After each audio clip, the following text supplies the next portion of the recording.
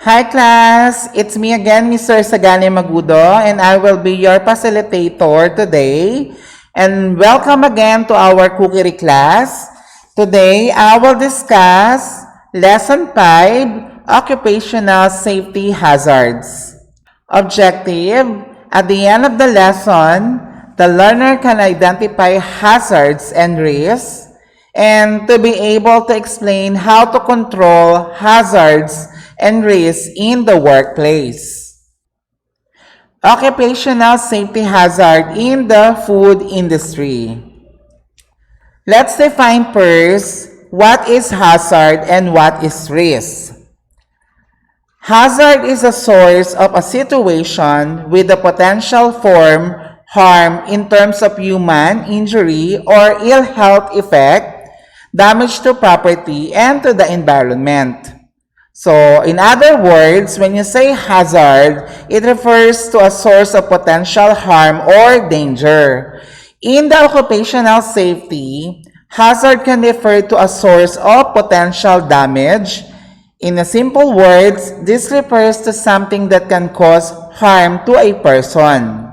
A hazard can cause harm or adverse health effect to a person. For example, chemicals used in an industry can be a hazard to the workers since it can cause adverse health effects. Similarly, loose electric cables can also become a hazard. The danger or the harm can either be immediate or long-term. For instance, long-term exposure for chemicals will increase the risk of contracting diseases like cancer. At the same time, chemicals like strong acid can also cause immediate injury. What about risk? Risk is the chance of something happening that will have a negative effect. So, in other words again, when you say risk, refers to the chance or possibility of suffering loss or harm. In occupational safety or workplace safety, risk refers to the probability that harm or injury might occur when you are exposed to a hazard.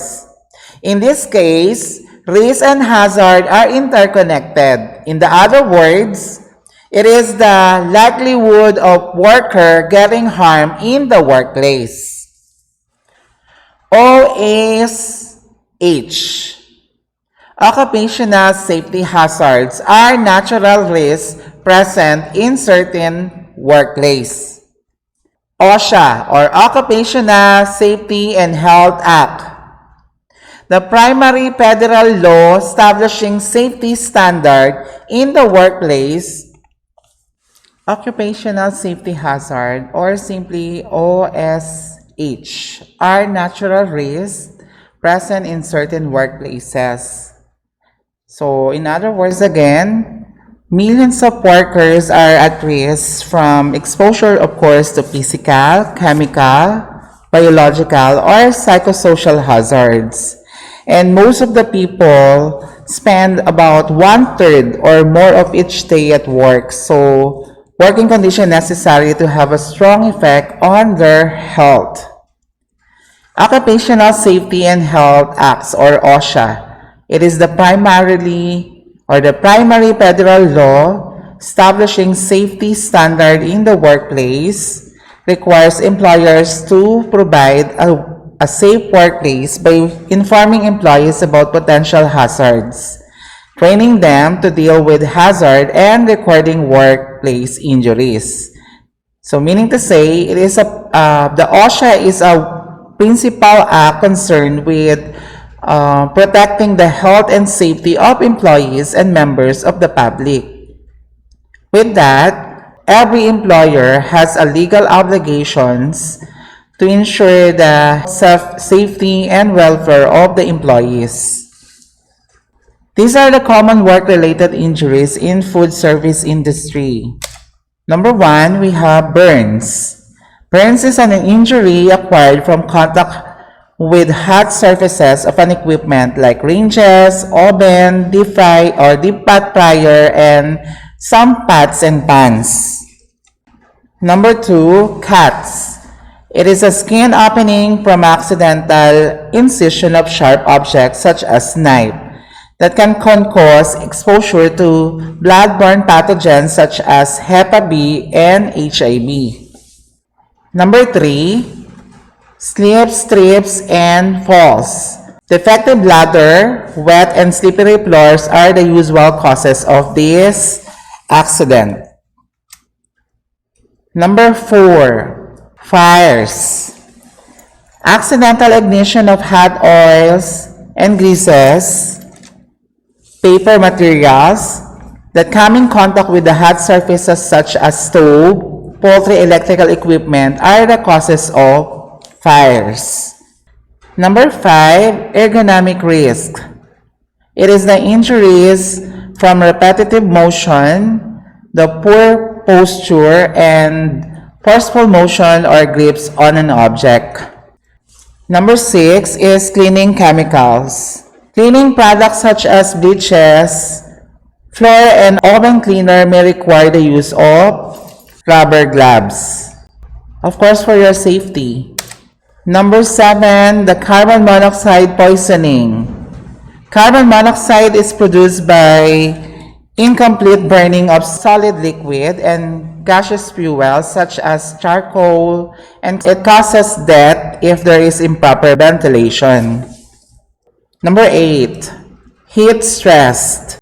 It is a heat exhaustion, and heat stroke can result from prolonged exposure to hot equipment. And then number 9, cold stress, or sometimes also known as the hyperthermia, and similar risks can result from working in, of course, the walking chiller or the walking wrap or freezers for a prolonged period of time. Another is, of course, the handling frozen food without preventive measures. Potential hazard in food service operations. Let's define first what is food safety hazard. Food safety hazard is a biological, physical, or chemical agents or condition in food that potentially cause an adverse human health effect. In short, when you say food safety hazard, it refers again to the biological, chemical, or physical hazard that can cause illness or injury when consumed along with the food. Types of foodborne hazards. We have 3 types of foodborne hazards: the physical hazards, chemical hazards, and biological hazards. Physical hazards. Physical hazards are the hard or soft foreign object in the food that can cause illness and injury.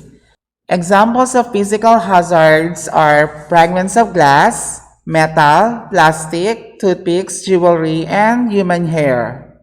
So these hazards result from accidental contamination and poor food handling practices that occur at many points in food chain, such as restaurant, from the source to the consumer.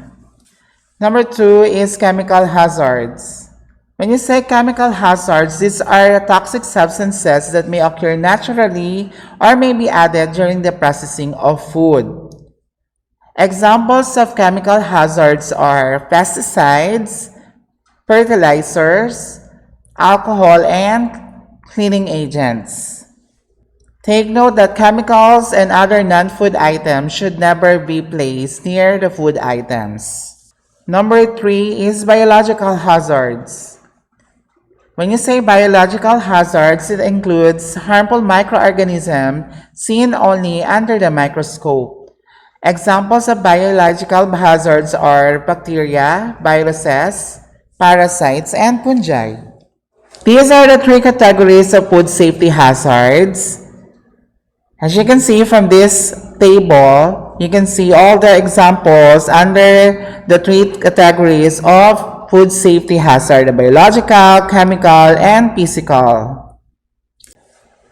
That is the end of our lesson. I just hope that you have learned something today. For your assignment, please do have an advanced reading on our next topic, Lesson 6, Prepare Stock, Sauces, and Soup. And please do prepare yourself to review our previous lesson because we will be having our quiz on our next meeting during the assess to learn.